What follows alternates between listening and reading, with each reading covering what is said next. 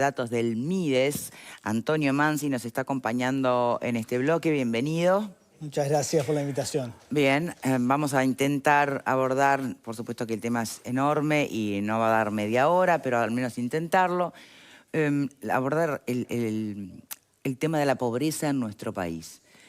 Sobre todo a propósito de una disputa que hubo entre autoridades y legisladores y políticos, a ver cuáles eran los marcadores que había que tener en cuenta. Si Uruguay es, y hacen referencia a la pobreza infantil, hablar de pobreza es una cosa, hablar de pobreza infantil es otra.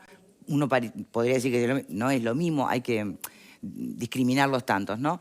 Ahora, ¿cómo está ubicado realmente Uruguay en América Latina en este tema? Porque hay miradas opuestas con los números. Los números son números, o sea, no son interpretaciones. Exactamente. Bueno, primero muchísimas gracias por la invitación porque me parece que está bueno tener estos espacios para desarmar un poco esta cosa, que efectivamente se generó mucho ruido por un tema en que los números están bastante claros.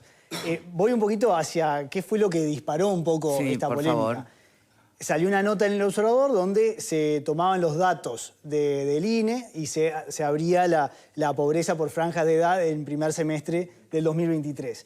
Eso antes el INE lo estaba publicando, después lo dejó de publicar, esos datos semestrales, con la apertura por edad, porque los márgenes de error son demasiado grandes, entonces decidió no hacerlo. Sin embargo, los datos están disponibles para analizar y en la nota se hacía esa apertura, se hablaba un poco de la tasa de pobreza en menores de 0 a 6 y después se agregaba una frase de que, según un informe de la ONU, Uruguay era el país con la mayor infantilización en la región. Bien, luego al día siguiente el senador Alejandro Sánchez le hace una nota y dice Uruguay tiene los niveles de pobreza infantil más altos de la región, lo cual es totalmente es errado. Totalmente. Pero usted acaba de decir que la ONU había sacado un comunicado que efectivamente Uruguay registraba la mayor infantilización de la pobreza. Entonces, no es lo mismo que decir... No, vayamos al concepto, porque ahí se empezaron a mezclar un poco las cosas. Una cosa es la tasa de pobreza en los menores de 0 a 6 años o de 0 a 14 o menores de 17 en relación a todos los niños de esa edad. Otra cosa es la tasa de pobreza en menores de 0 a 6 en comparación con la tasa de pobreza general. Entonces, si vamos al primer punto, la tasa de pobreza en menores de 0 a 6 años está alrededor del 20% hace 10 años. Es un tema efectivamente estructural. 1 de cada 5 niños de 0 a 6 años vive en un hogar que no llega a los ingresos suficientes para superar la línea de pobreza. Ese es un punto y, como digo, efectivamente es un tema estructural y es por supuesto, preocupante para todos. Ahora, lo otro que se mencionaba en este artículo era esto de la infantilización. Y hacía referencia a este informe que les decía. Cuando vemos ese dato, a lo que hace referencia es la tasa de pobreza en menores de 6 en relación a la tasa de pobreza en los mayores de 65 años. ¿Qué trata de ver? ¿Qué tanto más pobres son los niños que los más veteranos?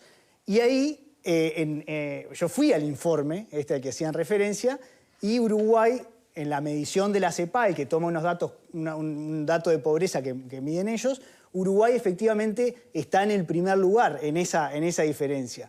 Pero ¿por qué es esto? Y acá me parece que es importante hacer hincapié en estos indicadores que, si no se ven en contexto, pueden generar confusiones. Uruguay tiene esa brecha más grande porque su tasa de pobreza entre 0 y 17 años es un 10% según esta medición de CEPAL, frente a la tasa de pobreza de mayores de 65, que es un 0,3. Entonces, cuando divide esa tasa de 10 sobre 0,3, le da un 33% más alto. Ahora, esa es la situación de Uruguay. Si vemos comparativamente los países, ¿quién está en primer lugar con la menor diferencia de tasa de infantilización de acuerdo a esto? Honduras. Honduras es el que lidera ese ranking. ¿Y por qué? Porque tiene un 58% de tasa de pobreza infantil contra un 48% de tasa de pobreza en los mayores de 65 años. Entonces, ese indicador, dicho así de la nada, no nos da ninguna información. Acá, Uruguay, en ese indicador, está bien, digamos, está en último lugar, porque su tasa de pobreza en los mayores de 65 años es muy baja. Esa es la razón. Entonces, lo que me parece importante acá es, cuando hablamos de infantilización, no podemos tomar eso así de los pelos y decir, y generar esto. O sea, hay que tomar en cuenta cómo funciona ese indicador. ¿Qué hubo? ¿Desconocimiento? ¿Hubo mala fe? ¿Qué hubo? Bueno, a mí no, por supuesto, no me gusta asignar intenciones, sí. y de hecho el senador Sánchez luego corrigió en Twitter.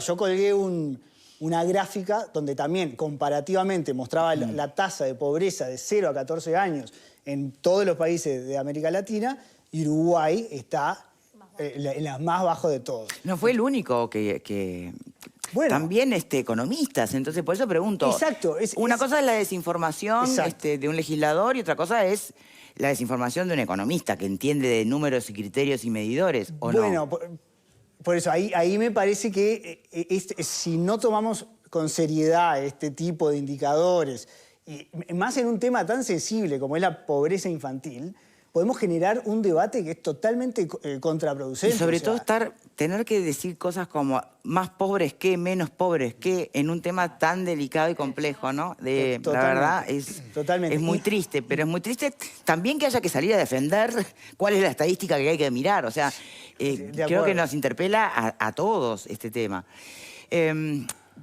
¿Desinformación o juego político, Valeria? Bueno, yo considero que es juego político, no es desinformación. El senador Sánchez el día anterior, esto para mí, mi opinión es que esto se da en consecuencia a que se conocen los resultados de una encuesta que da números muy favorables al MIDES, sobre todo a lo que la población evalúa como el ministerio que tiene los mejores resultados, el ministro que tiene, creo que la mejor imagen ante la población, y creo que eso puso muy nervioso a algunos actores políticos. Y esto comenzó primero con Sánchez, con un comentario muy infeliz en un medio de prensa donde primero habla de la situación de las personas en situación de calle. Ese fue el primer tema que atacó hace 2 días, donde de una forma que a mí me parece una manera muy baja de hacer política, habla del ministro en cuanto a que usa buenas pilchas, pero que en realidad no da soluciones a los problemas de la gente en situación de calle.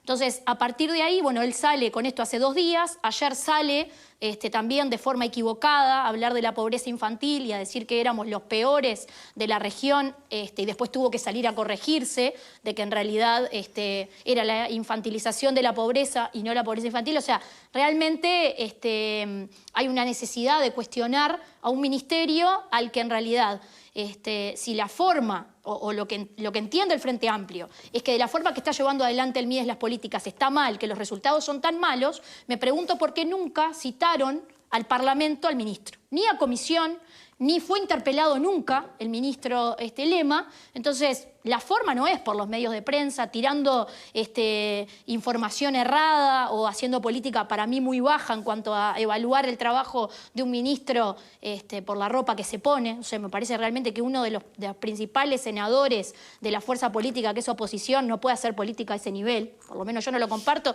De hecho, yo le respondí en las redes y polemicé con él estos 2 días. Porque la realidad es que hablan como si el MIDES se hubiera generado en este periodo y como si los problemas de infantilización de la pobreza y de las personas en situación de calle fueran de este periodo. Y es algo que viene creciendo de forma ininterrumpida, lo que es situación de calle y, bueno, la infantilización de la pobreza.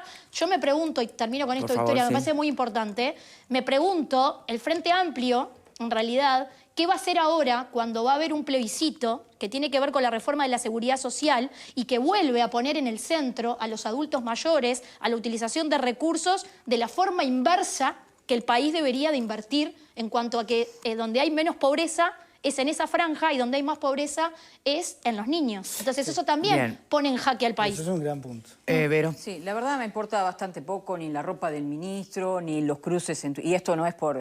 cada uno enfoca el tema como quiere. Me parece que acá lo importante es lo que está pasando con la pobreza infantil. 1 de cada 5 niños menores de 6 años es pobre, llámele como le llame.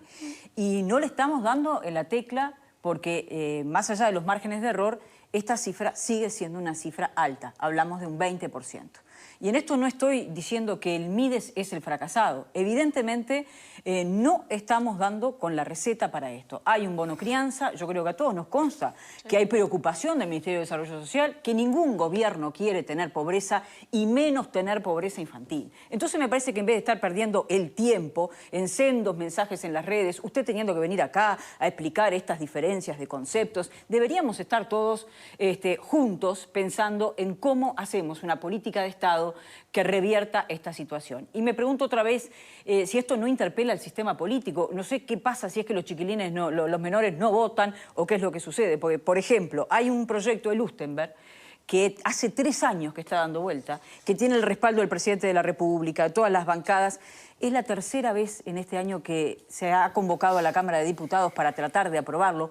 No cuesta un peso, lo que cuesta es tratar de enfocar, bueno, todas las miradas, porque evidentemente las miradas que estamos teniendo no están siendo efectivas, y no hay quórum, no se reúnen para aprobarlo. Entonces me parece que deberíamos dejarnos de perder el tiempo, de hacer campaña política con el tema de la pobreza infantil y buscar cómo las herramientas del Estado que tenemos, y ahí está el Mides, ahí está la educación, ahí está todo converge en una misma línea para proteger a estos chiquilines, porque el tema de las transferencias no está funcionando para revertir el fenómeno. Bien, ¿puedo hacer Sí, claro. un puntito sobre eso? Yo estoy totalmente de acuerdo que estar perdiendo tiempo en estas discusiones no sirven para nada. Ahora, nosotros tampoco podemos dejar instalar una idea en la sociedad de que Uruguay, el país con mayor infantilización... Está perfecto, y digo, eso, yo entiendo su postura. Hay que salir a hablar bien de los datos. Pero me parece que la preocupación ya es grande cuando Sí, nos comparamos con nosotros mismos. Ya no preciso ni mirar lo que pasa en el resto de los países. Total, Tenemos digo, un fenómeno que no se revierte y nos tendría que encontrar trabajando en eso en vez de estar mirando tanto el ranking, si estamos abajo, si estamos arriba con respecto a otros países. En eso estamos totalmente de acuerdo. Y de hecho, pero también lo que pasa es que se toman estos datos para decir estamos de brazos cruzados. Y eso no es cierto. Y ahí es a donde voy y me gustaría aclarar un poco es qué es lo que estamos haciendo frente a esta realidad. Y creo que eso es lo importante. Eso es lo importante y estoy de acuerdo que hay que buscar mayores consensos, trabajar en todo en conjunto porque tal cual, ningún gobierno quiere tener pobreza infantil. Y en Uruguay la pobreza en general es igual que la pobreza infantil. ¿Por qué digo esto? Porque de cada 100 personas pobres, 40% son niños que están en esos hogares, el otro 40% y poco son los adultos que viven en esos hogares. O sea, más o menos entre el 80 y el 90% de las personas pobres son los integrantes que viven en hogares con niños. Entonces, atacar la pobreza infantil es atacar la pobreza en general en Uruguay. Y eso es hacia donde tenemos que ir. Y lo que estábamos viendo, esto, como bien mencionabas, no es algo nuevo. En el 2017, un informe de UNICEF, muy similar al que salió ahora, de hecho, por el mismo autor, marcaba también, hacía referencia a esta distribución inequitativa entre la pobreza entre los mayores de 65 y los niños, y cómo eso se ha ido Claro, pero aumentando. Tal vez lo nuevo son medidas que ustedes han tomado respecto a esto y que hay que evaluar, porque evidentemente no están dando resultados. Bueno, sí, ahí yo no me adelantaría, porque ¿qué es lo que recomendaba en ese momento? No de inmediato. Exacto, no son medidas de inmediato. Pero entonces, ¿qué recomendaba? Recomendaba fortalecimiento de las transferencias hacia esos hogares. ¿Es suficiente? No, sin duda que no, pero ayuda a mitigar ese nivel de pobreza.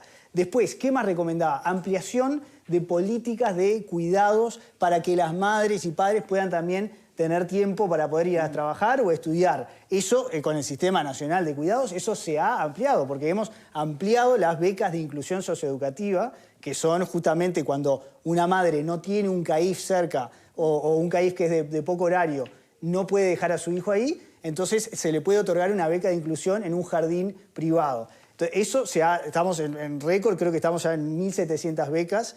Después tenemos todo el aumento en CAIF, que eso también es una política desde hace muchos años y ayuda muchísimo, las escuelas de tiempo completo, todo eso es lo que va ayudando a generar estas condiciones para atacar la pobreza infantil. Y ni que hablar, atrás de todo esto también, hay otras medidas que el Mides está tomando que a veces que no son detectadas por la medición de pobreza monetaria, porque convengamos que la pobreza monetaria es los ingresos, mide los ingresos de los hogares frente a el costo de una línea monetaria.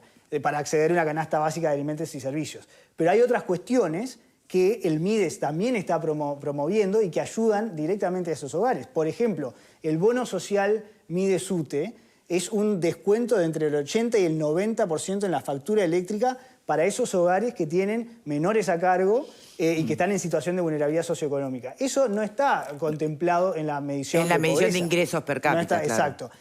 El descuento de 50% en garrafas.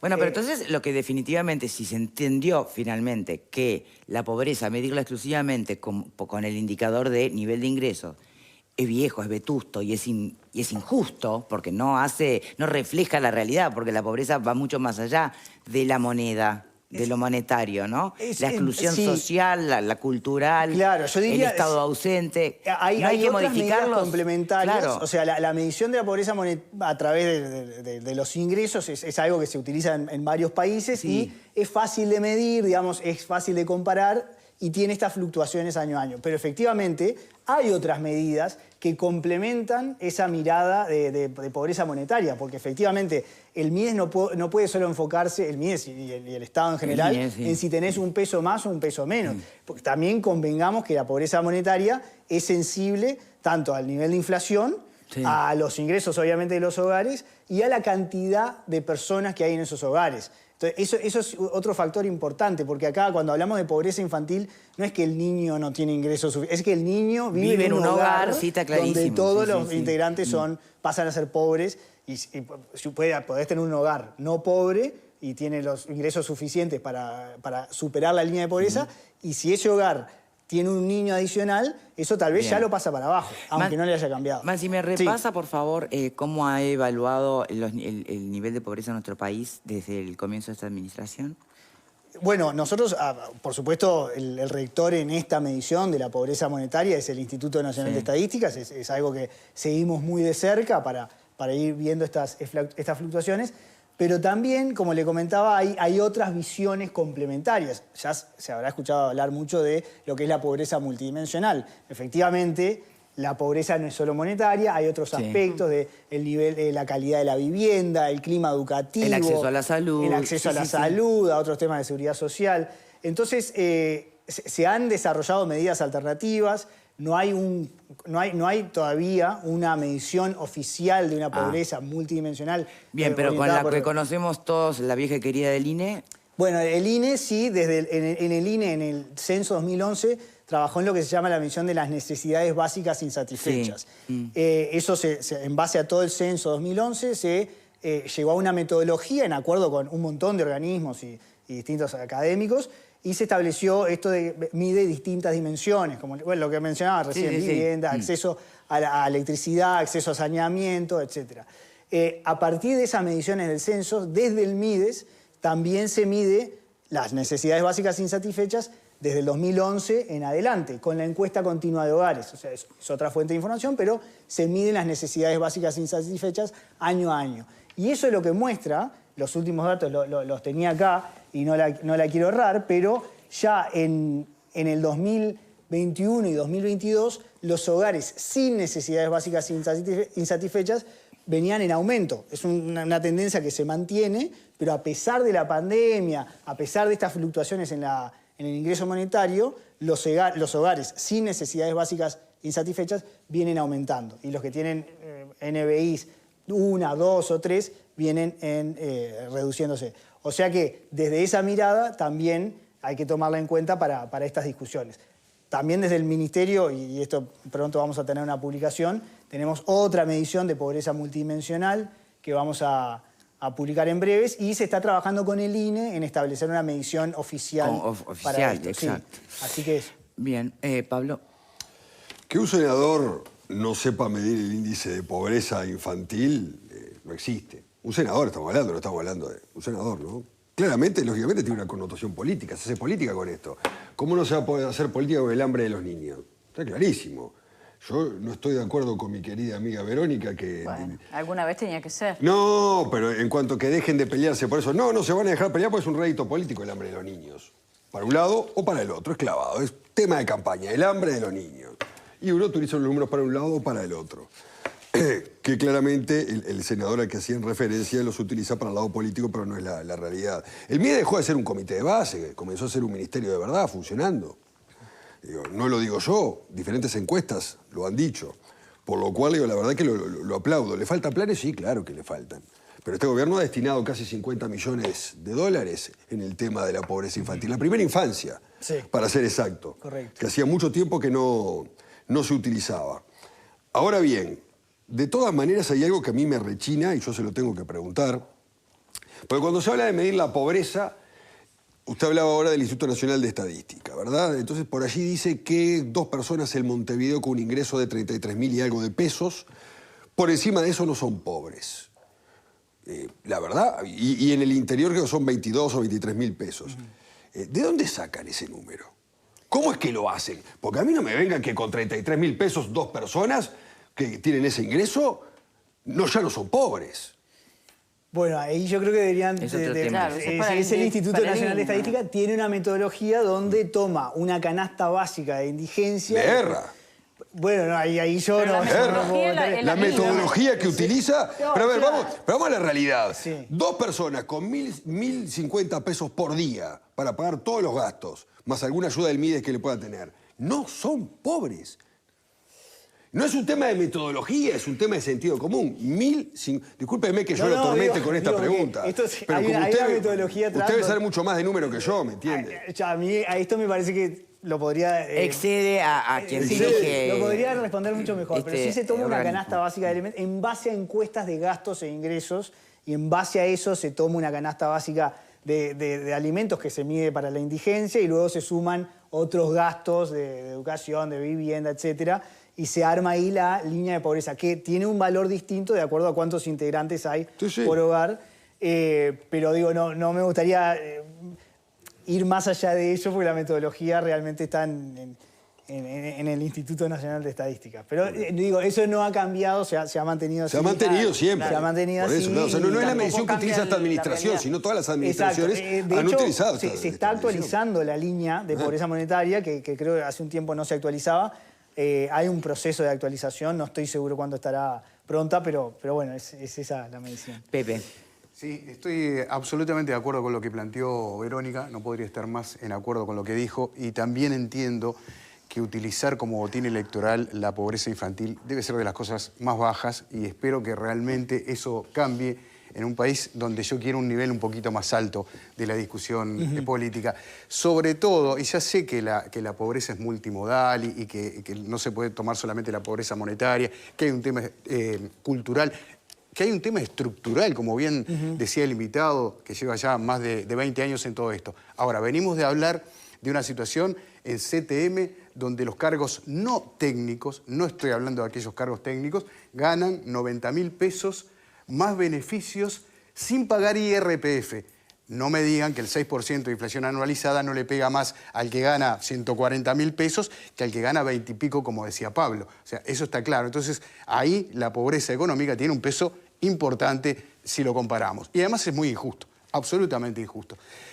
Y por otra parte está clarísimo que lo que hay que cortar de base es la infantilización de la pobreza para evitar la reproducción, ¿no? Porque ese extremo en el que tú mencionabas es lo que muestra la cara de la pobreza en Uruguay, que la cara de la pobreza hoy tiene rostro de niño, de alguna manera. Así que bueno, más allá de las medidas que se estén tomando, uno aspira a que en este país logremos de alguna manera abatir todo esto. Sin duda, totalmente. Y creo que hay en eso, más allá de la politiquería y el debate, hay un consenso en que todos queremos meter todas las baterías para atacar eso. Ahora también, como mencionaba recién Valeria, cuando se está dando además en paralelo una discusión sobre una reforma constitucional para congelar la edad de jubilación, eso justamente va a contrapelo de atender esta situación, porque efectivamente la situación de la diferencia entre la pobreza entre los niños y los de más de 65 es algo que viene hace mucho tiempo y a raíz también de cosas como esta, de ese lobby que hay para asegurar más recursos para los de mayores de Bueno, 65 pero años. no podemos Entonces, plantearlo los adultos mayores versus los niños, porque To- tampoco to- estamos to- hablando que acá totalmente, pero- los jubilados son millonarios, ¿no? Totalmente, No, pero tiene totalmente. que ver, pero bueno, hay que, tiene que ver Sí, con pero ese no esquema planteado de gasto. en De hecho, hay versus voces- pero una hay cosa voces- versus la otra. Lo que pasa es que la reforma versus los recursos que necesitan los niños, sí, tiene Exacto. que ver directamente. Está bien, digo, ahí hay Va un tema, contrapelo. claro. Pero me parece que no se puede plantear, porque mucha gente que nos está mirando, que cobra 17.000 y pocos pesos como una pensión mínima, también puede plantearse, bueno, pero ¿de qué están hablando? Yo no soy ningún No son el millonario. eje de lo que plantea el plebiscito. Yo No, estoy pero hablando además- del concepto Sí. medir los niños en contraposición de los adultos. De los Sí. adultos mayores. Me parece que Pero la tampoco se cuestión trata es por que ahí. la cuest- Hay que distribuir Sí. mejor lo que está en el medio, ¿no? Exacto. La cuestión también es que los recursos son finitos, por supuesto. Eso ya lo sabemos todos. Bueno, Entonces, pero cuando capaz va que hay por que un lado sacar de para el otro lado, no bueno, pensar- sí, por eso. no pensar solamente estos versus los otros. Exacto, ahí es donde se entran las discusiones. Ahí está. Algunas recomendaciones vienen a decir, bueno, si aumentamos, si gastamos 400 millones de dólares más, reducimos la pobreza, que tampoco es No, una nada lo cosa asegura. sostenible. Pero Nada, venimos de nada hablar lo de asegura. jubilaciones de 700.000 pesos, de retiros, que no son jubilaciones, son otra cosa, de 700.000 al cabo de unos cuantos años. Sí, Me por parece eso, que pero- hay lugares pero son donde esas sacar. cuestiones donde si lo fijas en una cosa que la fijas en la Constitución, no te deja maniobrear con estas cosas. Por eso hay que ser muy claros en esta discusión que se viene, de que los que no quieren que se profundice esta infantilización, no pueden estar a favor de una reforma de estas características. Es que el gasto social es uno. Vamos a hacer, antes de las reflexiones finales, permítanme recordarles que pueden ser grandes profesionales, pueden vivir lejos, tener sus propios hijos.